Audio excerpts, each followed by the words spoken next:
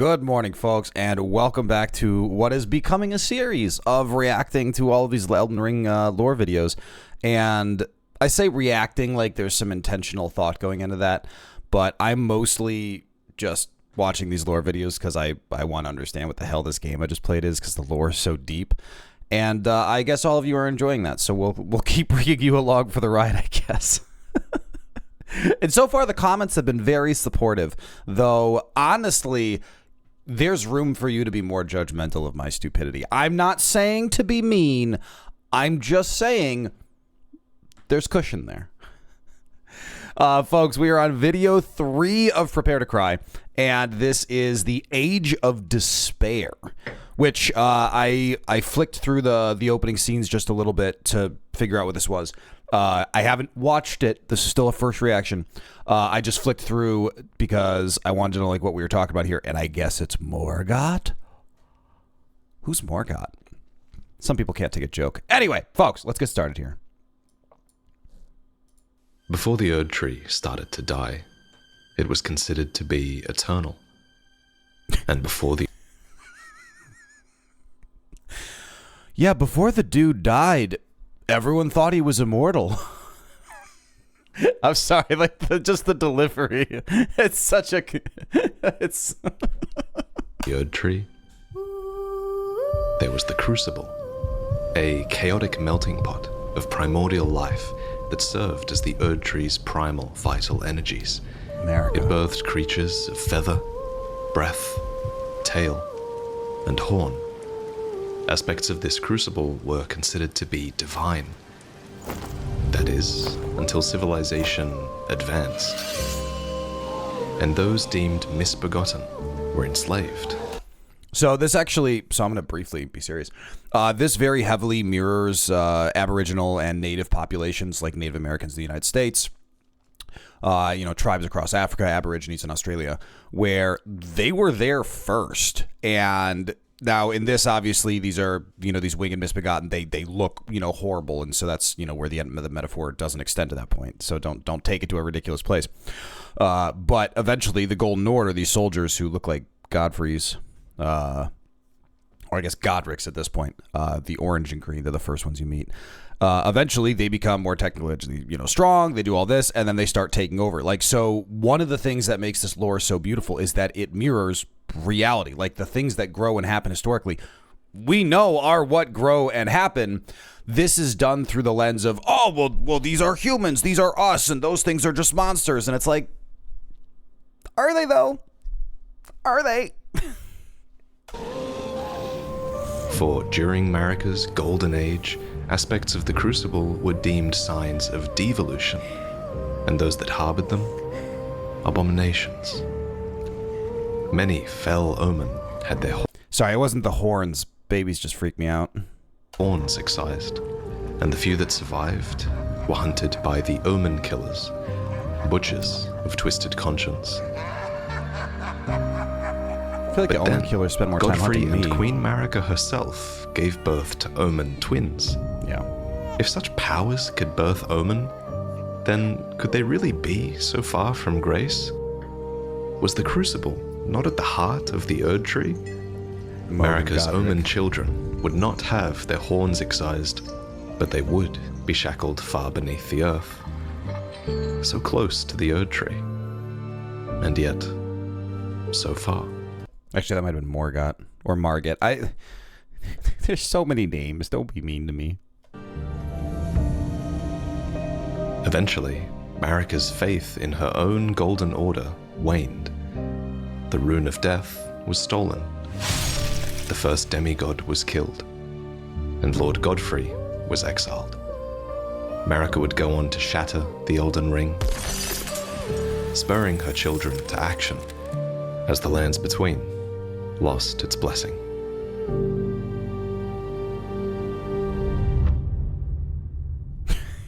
Thousands of years later.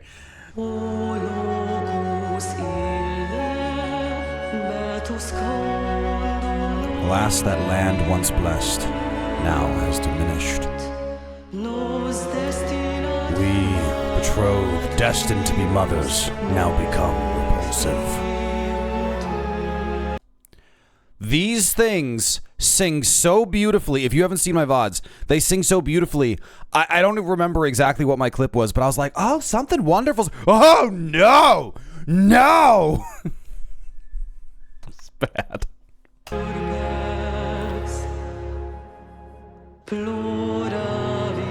We have lamented and we have shed tears.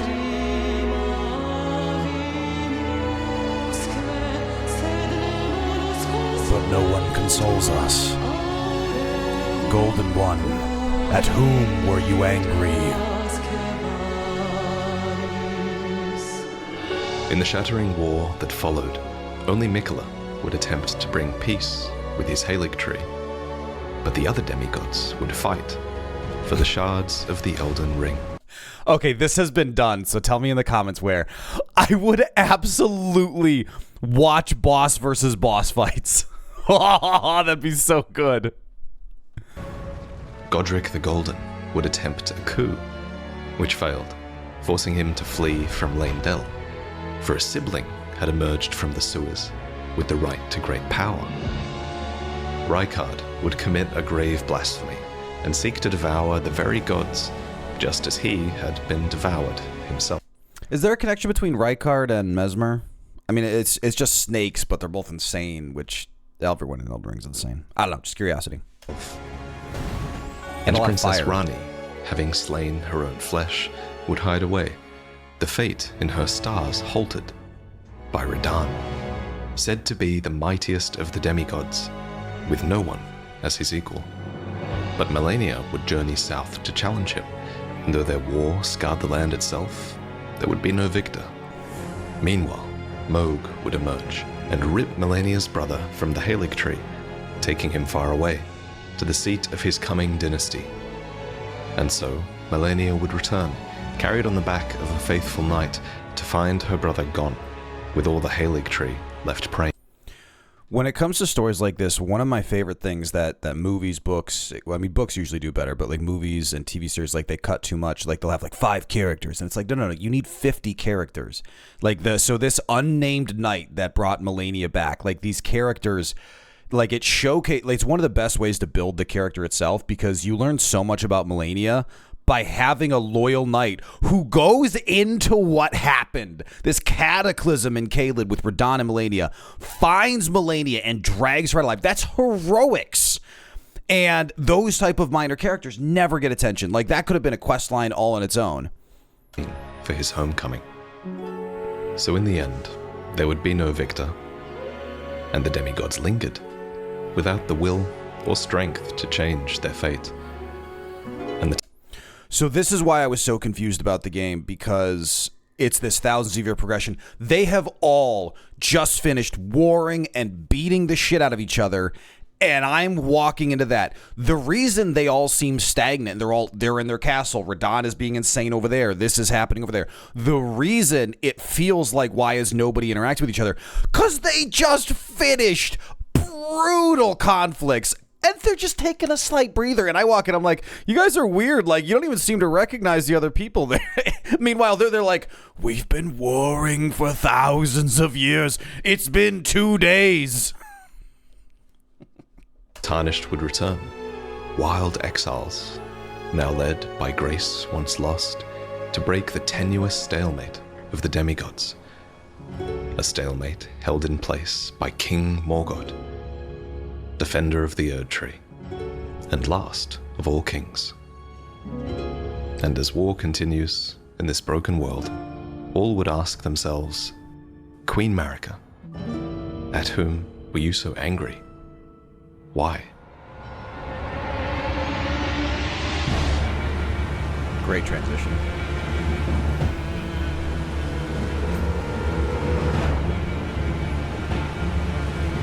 See, normal feet. Tarnished. In search of the Elden Ring. Emboldened by the flame of ambition. God, Stormveil was awesome.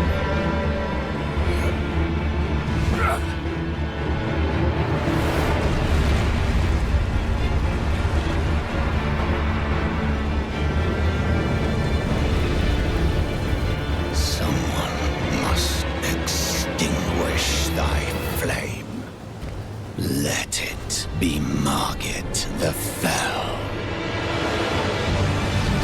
Still don't understand Morgot versus In the years Morgot. since the stalemate of the demigods, Morgot the Fell has appeared like a wraith, preventing Tarnished from picking off his weaker kin. And his animosity makes so much more sense because he knows the Grace is starting to push people to, you know, kill him and his kin, and so he's hunting to prevent that.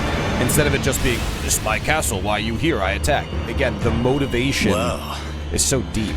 Thou art of passing skill. Warrior blood must truly run in thy veins. Tarnished. I got bodied by this transition so hard. Do not recommend face tanking any of that. Luckily, Tarnished are no strangers to death. Yeah. And they will suffer against their foes as many times as it takes. The Morgot we fought here was merely an Omen illusion, an extension of the man himself, whose true form resides in Lindell, an Omen king, who would be despised by the populace if his true identity became known. But now, his only duty is to stop Tarnished reaching the thrones and the title of Elden Lord. In the wake of the I would have liked there to be a side quest that explains their Omen illusions better, because I think there's one of Godric, there's one of Godfrey, there's one of Morgot. Like, it happens enough that you can kind of start to contextualize it, but I would have really liked a better understanding, like just kind of like a brief tie-in to help the players understand it. shattering, the land itself has been scarred, and the well-traveled roads have all been obliterated. There was a finger crown. Now, sheer cliffs jut upwards into ominous skies. The land of Leonia is even slowly sinking into a lake. And it's here that we find a man cooking prawn. A black god named Morgot. Another side quest I missed. What are you looking at?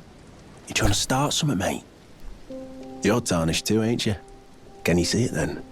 He's from Liverpool. The guidance of grace, I mean. I can't see it at all no more. Makes no bloody sense anyway. Why some no-name shithead like me should get called to the lands between. Cruel bloody joke, you ask me. Maybe something went tits-up with it.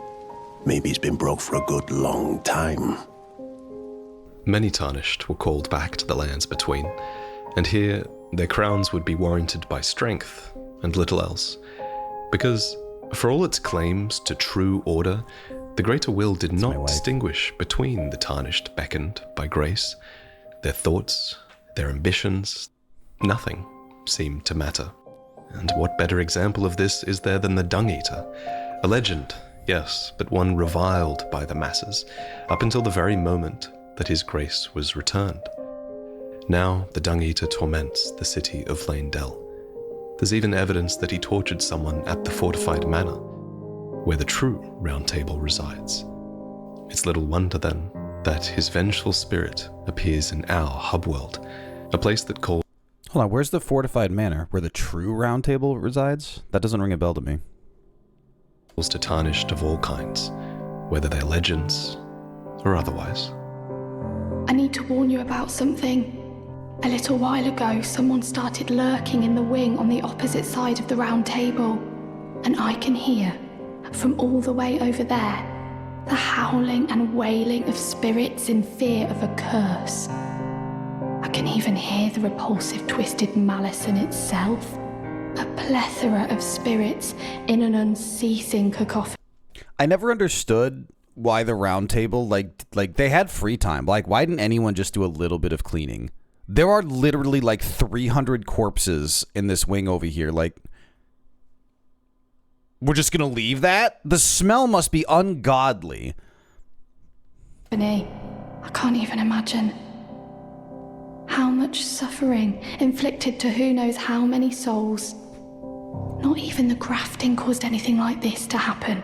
You should keep your distance. I know you're strong, but please.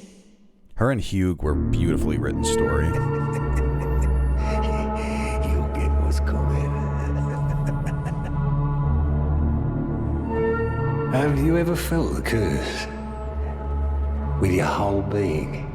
Barnacles are The pox gross. upon life itself. Feared and despised by all. The reviled blessing. Apparently not. You are but a lamb. A stranger to defilement. Ignorant of your own ignorance. You no longer interest me. Be thankful of the whole serenity. It is all that keeps your death and defilement at bay.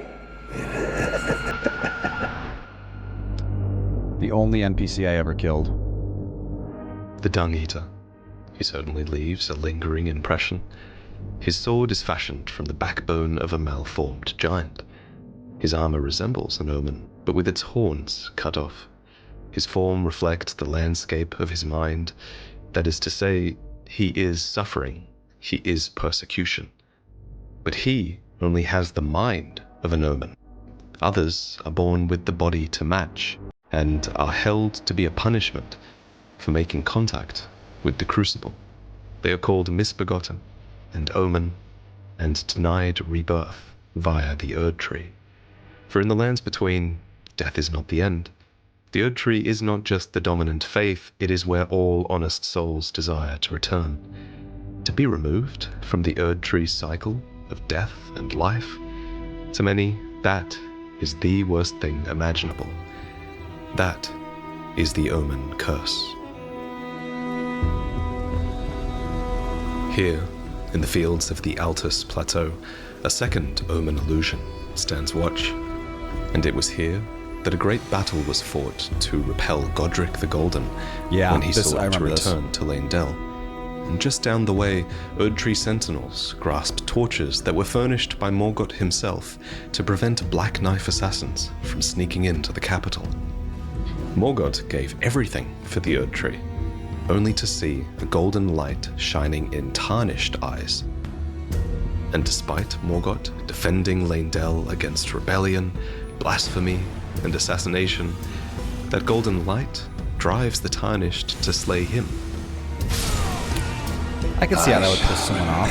Thee, tarnished, smouldering with thy meager flame. Cower in fear of the night.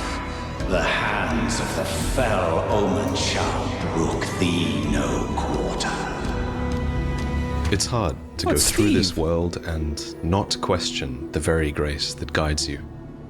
And so it is that many tarnished fall from grace once again. There's Bogart again. Remember, I never saw this guy. Marika's tits. You must be hungry. I like him. Perfect bloody timing, actually. I got crab. Cooked up fresh. Crab's There's good. something I should probably tell you. You heard of the Dung Eater? He's a madman. Has it out for everyone. Curses them. Goes round in his rank armor and all. You see him though. Stay, well, away. I was in the same jail as him once, so I know firsthand. He's a god-forsaken monster. Not just some petty thug like me.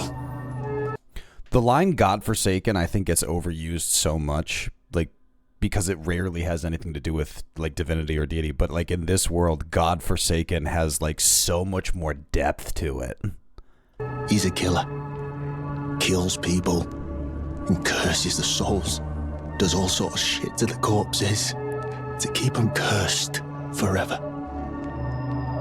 I ain't seen nothing more disgusting in all my years. I ain't ever been more scared neither. Rooted to the bloody spot while he did that to my friend. And now I've seen it here again. He's kind of ruining my appetite. Like this is not good dinner conversation. Oof. Never thought I would. What he does to those bodies. It was him. No question. That monster. He's lurking round here. Despite the danger, Bogart remains just outside of Lindell, his humble ambitions delayed by his fondness for crab. But you find a way inside, past layer and layer of the city's defense, isn't it kind of strange that even though the Tarnished are guided to restore order, that the very forces of order itself are placed in your way? You wouldn't have met him in your journey, but there is a certain noble who yet remains in the city, a member of House Shaneheit, who makes no effort to hide his prejudice. Welcome, dear guest. After being out there, it must be quite surprising to see our capital cradled by the Erd Tree, showered by an eternal wellspring of grace. The sights, the sounds, the luscious scents, each precisely as they should be, each eternal. Oh, I didn't notice that you were tarnished. Now, you mustn't take this the wrong way, but you must leave the capital at once. It is for your own good, I assure you. All things have their proper place. We, having been chosen by grace, were given this golden capital. You, on the other hand, have your own home.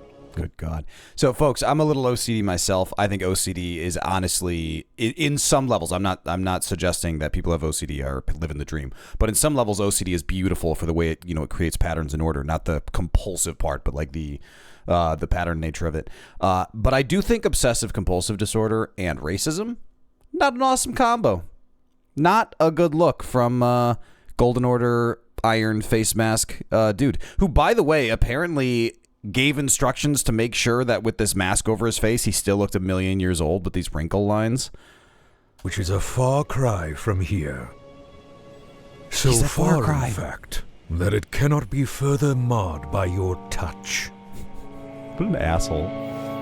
Vaati said we wouldn't have encountered him. The city of Lindell on the surface is like a thin layer of gold, a coating that can be easily scratched away, revealing the undercity beneath, full of horrors.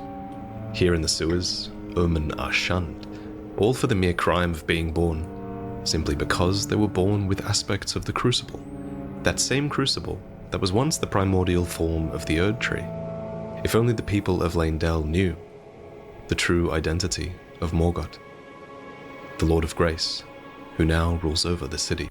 And so, I mean, this begs questions as to like how you can be king and completely hide your visage. Maybe he operates through agents or something. But so if I'm understanding correctly, it's the fact that he is Omen touched, Omen born, that they would hate that he was king. I don't understand how he's. So like games like Elden Ring, I struggle with a little bit because like if you walk through Lindell, it's like, where are all the people? Like there's knights, there's occasional Albinarchs, there's the weird jazz seaman clouds. You know what I'm talking about. That doesn't need further explanation. But it's like, but are there citizens? Like, and so it's, and that's normal for a FromSoft game. So I'm not like, it's fine. But it's like, how do people not know that?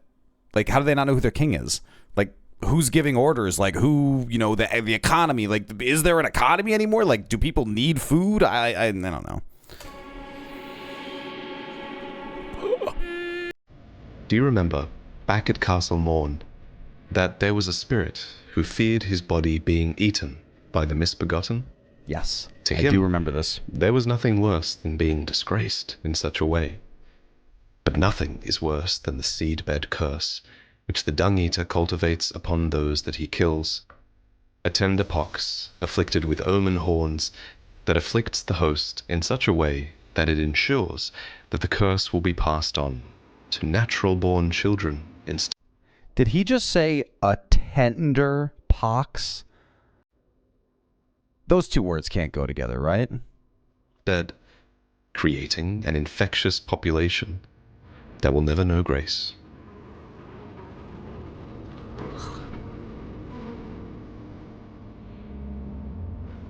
No. Wait. You have felt the curse. I can smell it on you. Pox, yet tender. Apparently my seedbed is ripe and waiting. It was a brief respite, I must say. Go and unshackle my corporeal flesh, trapped in the sewer jail below the capital. And so, Whether it's out of fear, or admiration, or sheer curiosity, we descend below to free the Dung Eater. Yeah, I found him and killed him because he's nuts. On the way to the Dung Eater's cell are the shunning grounds, where we kill the Omen in the only home that they've ever known. They started it. Don't make me the asshole here. Let me out. Let me out of here. Must eat more. So this video is leaving out a really important lore piece. So folks, if you're not familiar with this, like, I'm just going to warn you. There's a giant freaking hand in the room before the Dung Eater. And it cost me like 600,000 runes, and I don't want to talk about it. Boil more. Everything that matters to you for generations to come. Who are you? I've been here long enough. I will kill again and defile each corpse with care, just to be sure that when they're reborn, they'll be cursed, along with their children and their children's children, for all time to come. I really don't understand the motivation in letting him go. Like, some people really just want to see the world burn, I guess. Could match well with Frenzied Flame. Oh, there you are. Pleased to see you. Are you? You must have expunged the Omen from the repository. Otherwise, their revolting screeches would still be affronting my ears. Well, you've done us a fine service, I must say. Kill him. The Erdbishops will be very pleased to hear it. Kill him. No, this is above their station. If I explain that this was all my idea, I could be granted audience with Morgot, Lord of Grace. What a wondrous... So they know it's Morgot, that they don't know Morgot is Omen touched? Or Omen born, or ugly? Opportunity that a Viscountess myself might be seen by the Lord of Grace. The citizens of Lindell are complicit in perpetuating the curse of the Omen. With this in mind, the Dung Eater's actions almost start to make sense. For the majority of his seedbed curses can be found in Lindell, amongst the populace that, admittedly, deserves it the most. So there's reason that's arguable. The Dung Eater is lurking nearby.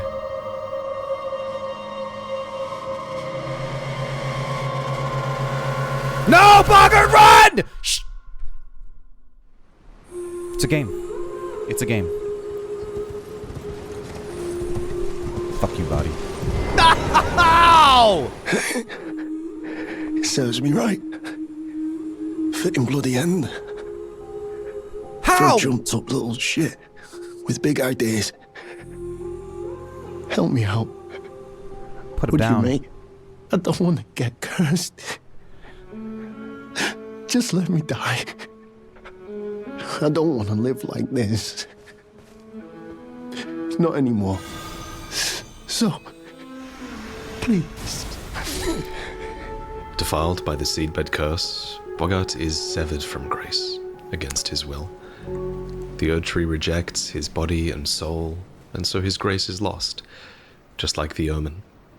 What a curse. What a blessing. I did the right thing. Kill the Dung Eater. Protect Boggart. Nothing else matters. God, I love this outfit, though. Must eat more. Defile more.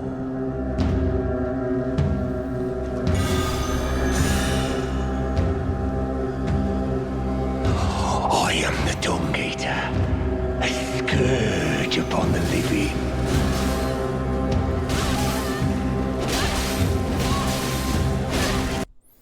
I don't want to be accused of, mansplaining or anything like that. I do think you're supposed to dodge. Just hope this helps. I will kill you and defile your corpse. Then the pox will truly be your own. You know, if you look closely, you can see that underneath the really thick greaves and armor, dude's got tiny legs. Like, seriously, pay close attention for, like, between the hip and the upper thigh. You can see underneath that where the actual legs are.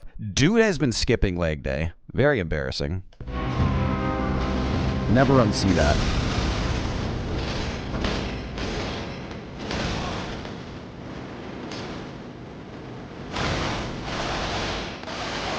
That's a sick blurry. Oh! One day, you'll get what's coming.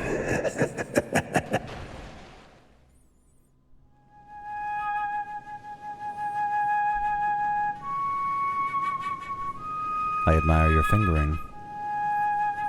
All right, mate. Want some more prawn, do you? Never met someone with a taste for prawn I couldn't trust. We'd make good mates, I reckon. I'll be seeing you. Damn it.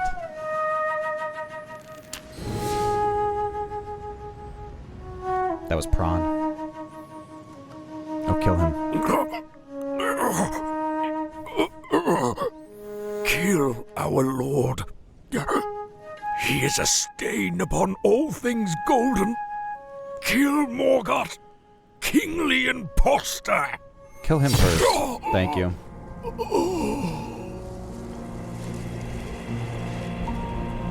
Grace helm. tarnished. What is thy business with these thrones? Ah, Godric the Golden. Great overlay.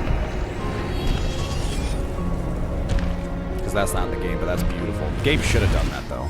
The twin prodigies, Mikola and Melania.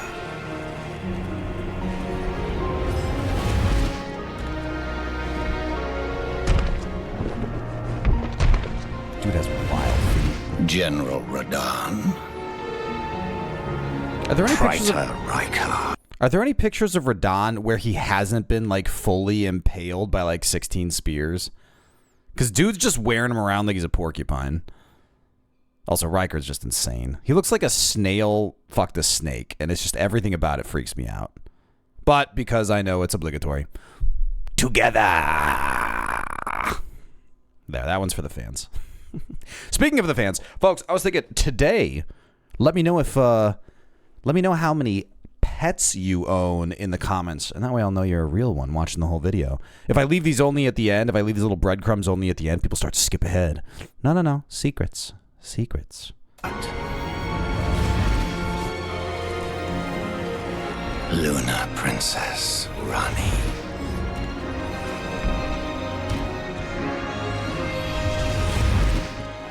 Willful traitors, all.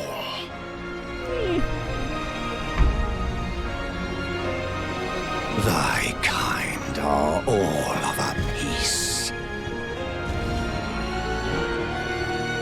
Pillagers, emboldened by the flame of ambition.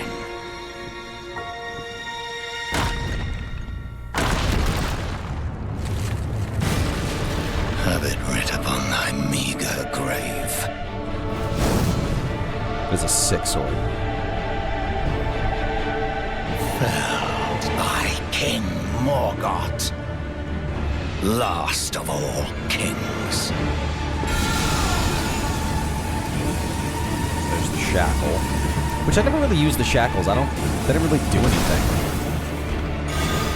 Like, I used one on Moog, and it was just, okay.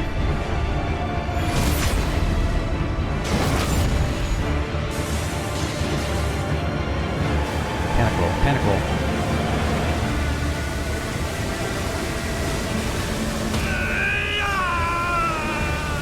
Cinematography on that's fantastic. Thrones, stained by my curse, such shame I cannot bear. Thy part in this shall not be forgiven.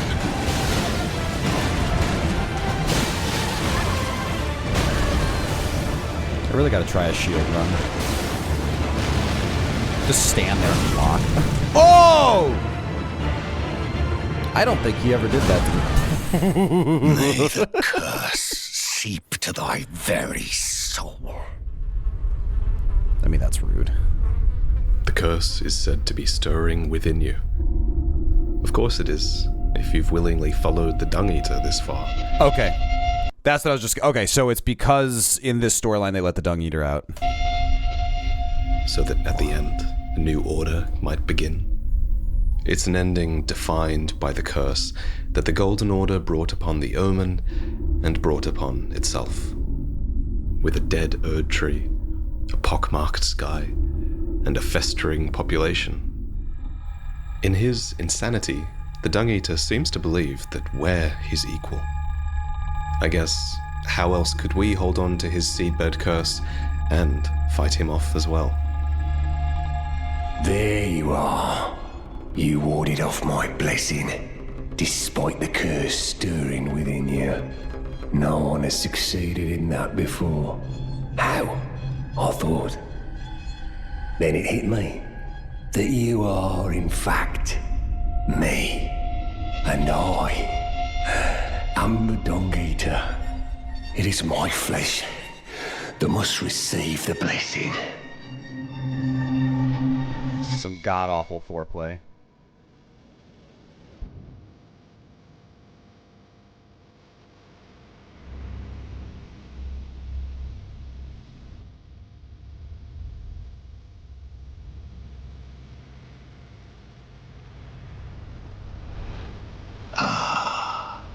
An apt reward for thy brash ambition.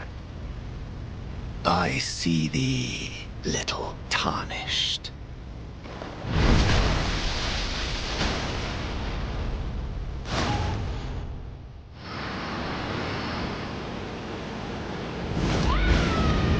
I like the cinematography Vaati commits to with we're following the Dung Eater storyline, The great so rune in let's Morgot's roleplay possession through that. is the anchor ring. It is the foundation upon which the others rely. To make it this far, 2 great runes are required, but a third is needed to reforge the Elden Ring. Morgot's.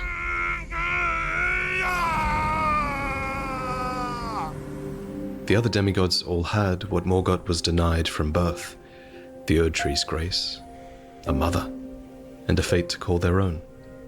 But while Morgot was shackled deep below the earth, they threw it all away. So even though he was born a graceless Omen child, Morgot tried to be the Erd Tree's protector. He was never loved, and should never have learned love. But nevertheless, love the Erd Tree he did. Thanks, In death, Morgot's horns disappear. Perhaps it was one final mercy from the Erd Tree. Too late. But at the Erd Tree, we find our path blocked once more, despite being led here by the Erd Tree's very grace.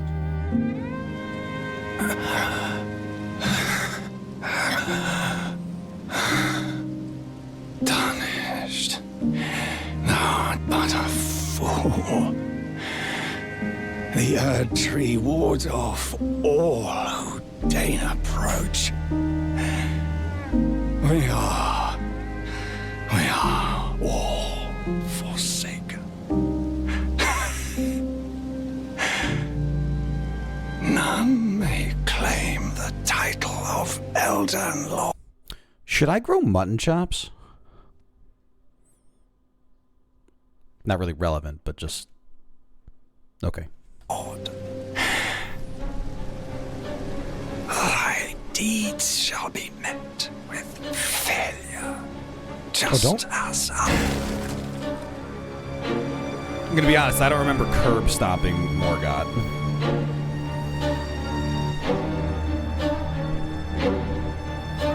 Give me your blessing. Defile my flesh with the seedbed curse, again and again, until it is done. Until a cursed ring coalesces that may one day defile order itself. Countless I have killed, and countless I have defiled, and soon the fruits will be born. Hundreds will be reborn cursed. And they'll bear thousands of cursed children, who bear tens of thousands more. A few of those will be born just like me. And they'll kill and defile and bless in my stead. The rotten fools. My fate was the grandest, most brilliant of them all.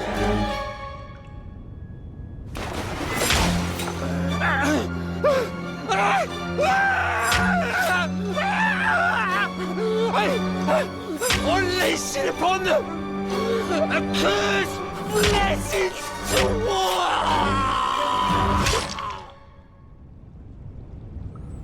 The creation of this mending rune requires someone to defile the defiler, creating a story that can be used to mend the Elden Ring, codifying these words of defilement into order itself.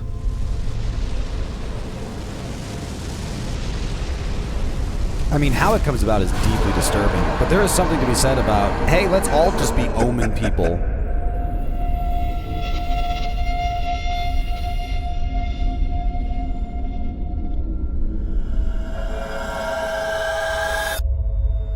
I wonder if I have to do this ending to plat the game. Because I'm going to platinum it. This mending rune of despair only exists because of the hatred inherent in Marika's Golden Order. It makes you wonder, why did it have to be this way? Why did Marika demonize the crucible? Hashtag racism. It's been a long while, Morgot. That brief moment of tenderness between father and son raises some questions. Was Morgot, at some point, shown love? So now that I know a lot more about this, this scene makes even less sense. And it sounds like Vaati's about to go into it, but like he locked his kid in the basement, and then he comes back 6 bajillion years later, and he's like, "It has been a long time, Morgot." I mean, it's almost like he's struggling to remember the name of his son because he locked him in the basement forever. Well, you killed his son. He didn't even know his son. How did Godfrey, leader of the Crucible Knights, feel about the Golden Order's scorn of the Crucible? We may never know. Thanks, Vaati. I came here to learn things. Long and hard didst thou fight, tarnished warrior, spurned by the grace of gold. Be assured, the Elden Ring resteth close at hand. Alas, I am returned.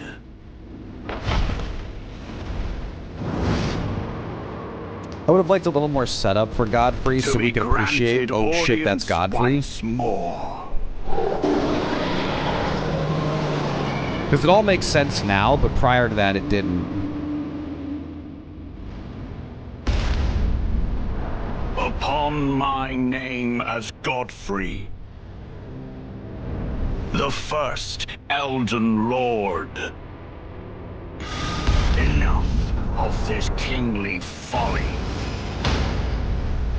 Right in the knee. That's a sweet spot.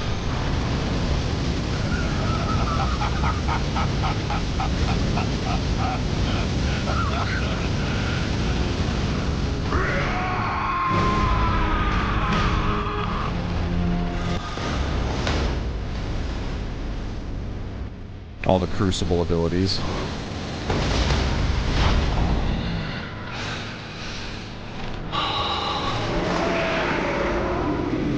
Poor Siraj.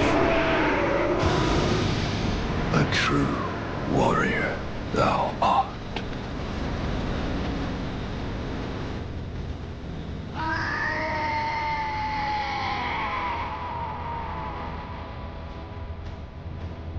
God, that's gorgeous. Oh, right in the dick. Just the angle. All failed to stop you. In the end, a champion for the Omen, the misbegotten, and despair.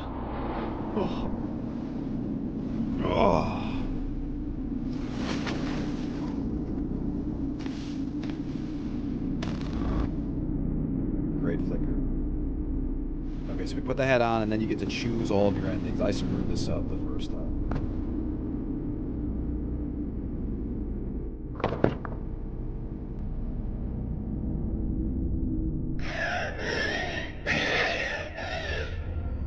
Curse you, Golden Order. And one day, you'll get what's coming. Originally, those born of the Crucible were considered to be divine. That is, until civilization advanced, and those deemed misbegotten were enslaved. But Mo's then just they hanging out in fought, puddles. reveled in their accursed identity, and so a new order was created. One born entirely from the prejudices of the Golden Order that came before. Now, all are cursed. And for every curse, a cursed blessing. The fallen leaves tell a story of how a tarnished became Elden Lord. In our home, across the fog, the lands between, our seed will look back upon us and recall. So I was just gonna say, hold on. Screw it. So I thought the Dung Eater would be more of like a man spreader, but you know, this is a female body. I guess that's why. Back upon us and recall the reviled curse that defined our age. The blessing of despair.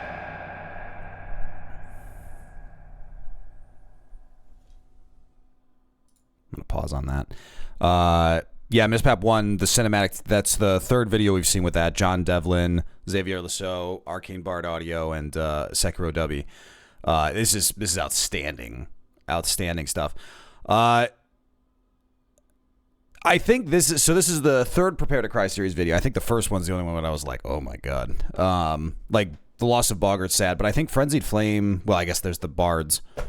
Okay, look, everything's sad and horrible. Hashtag Elden Ring. Frenzied Flame and the Dung Eater storylines, I still think they're obviously the, you know, dark side choices, but with how messed up Elden Ring is, it's a lot harder to judge them. It's a lot, so I always have this default like Paragon heroic state because it's, you know, who I am as a person. Not like that I'm a hero, but like I don't like hurting people's feelings. I want to help people. And so, like, I've always had a hard time, like, doing the dark side in Lord of the or Star Wars games, like Old Republic. Like, I can't like just ruin the single mother's day by stealing all her money. Like, who would do that? Like, it's a video game. I can't do it. And so, Frenzied Flame and Dung Eater look awful, but the end results of them are like, I can kind of see it. Like, the Dung Eater's nuts. And I think there's a lot to be said about like how you get someone somewhere matters as much as getting there. And the getting there part, I could see. The how you get there part with the Dung Eater, like, no, that dude's batshit insane. All right, let's finish this out. Though we might actually just be. Okay, we're done here. Okay, oop, started a new one. What'd I do?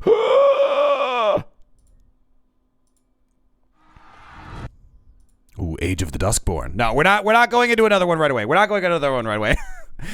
All right, folks. Thank you so much for watching this video. I'll try to get this posted right away.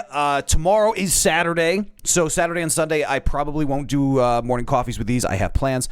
But I will try to post one of these every weekday. As long as you are all enjoying them, I will keep posting them. So thank you so much for hanging out. Make sure to drop in the comments below all of the spots I got wrong, the spots I got right, and of course, the secret question. Folks, thank you so much for hanging out. Have a wonderful weekend, and I will see you next time.